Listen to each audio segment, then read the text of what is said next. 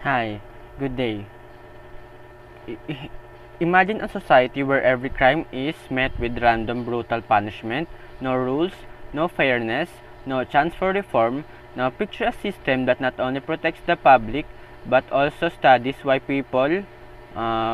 why people break the law and how they can change. This journey from harsh vengeance to thoughtful rehabilitation is captured in the study of penology, the field that examines punishment, correction, and the management of offenders.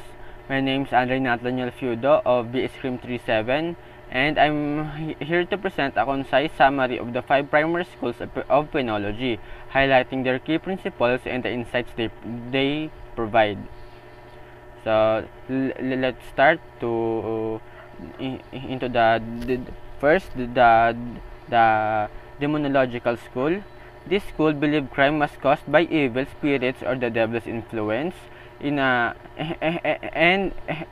it includes that the punishment could be burning at the stake, whipping, or torture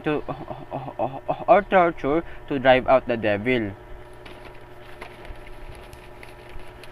The second one is the classical school. The second one is the second one is the second one is the classical school. The classical school saw crime as a rational choice, saw crime as a rational choice that that people outweigh pleasure over pain.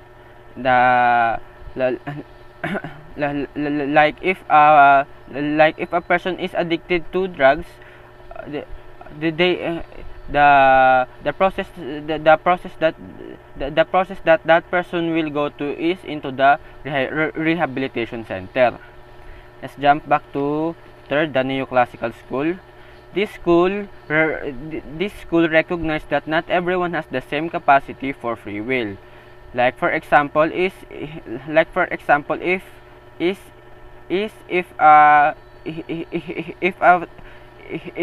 12 if a 12-year-old child or someone mentally ill committed theft, the punishment would be lighter or adjusted, such as rehabilitation instead of long imprisonment, because their capacity to choose freely is limited. Fourth is the positivist school. The positivist school believed people commit crimes due to factors beyond their control, like poverty, environment, or mental illness. Like for example is if a person committed theft because they were extremely poor, the punishment would not be harsh. Instead, the system might provide rehabilitation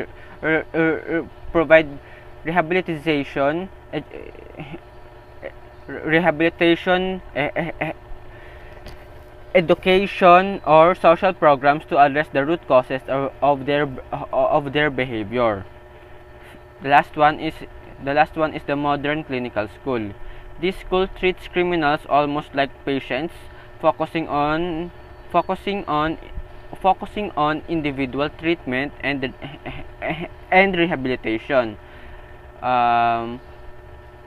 Let's take for example is